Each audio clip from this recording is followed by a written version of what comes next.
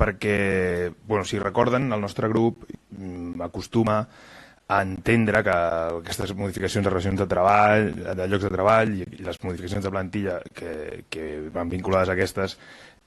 són una qüestió que, com bé deia el regidor, segueixen unes prioritats de govern, el govern té una idea de què vol fer durant un mandat, aleshores adequa totes aquestes qüestions o adequa la plantilla a allò que ells creuen o que el govern creu que estarem més d'acord o menys d'acord, però entenem que és una potestat que té l'equip de govern i per tant això. Tanmateix, nosaltres aquesta vegada canviarem l'orientació del nostre vot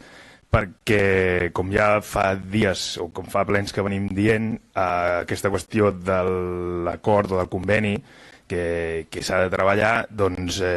fa que qualsevol modificació d'aquestes no acabi de quedar, per dir-ho d'alguna manera,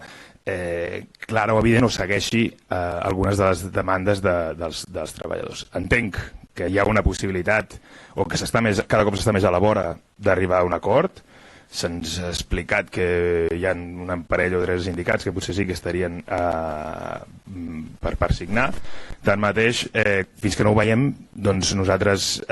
votarem en contra de totes les modificacions de relació de plantilla, de relació dels treballs i de modificacions de plantilla que se'ns presentin fins que no estigui signat aquest acord que fa temps que estem dient que valdria la pena que es fes. Agrair-li al regidor Oles que ens transmeti els fruits de la mesa de negociació que es va reunir ahir i per tant que era impossible que nosaltres sapiguéssim res previ a aquesta situació, però bueno, això és gràcies per una banda, i després que en el fons ha començat dient-me que les condicions de lloc de treball era una qüestió que va part de l'organització de la plantilla i de la modificació de jo, però al final hem acabat d'arribar a la conclusió de que gràcies a aquesta reorganització de la plantilla les condicions de treball dels treballadors podran millorar cap a més. Per tant, crec que venia a to parlar d'aquesta qüestió.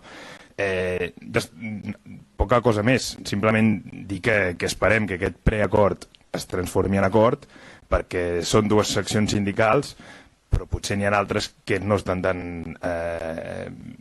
satisfetes amb aquesta mesa de negociació i per tant haurem de seguir estant amatents, com bé han dit els companys i companyes dels altres grups municipals, perquè s'acabi signant. I és per això que nosaltres mantindrem la nostra posició davant d'aquests dos punts, esperant a que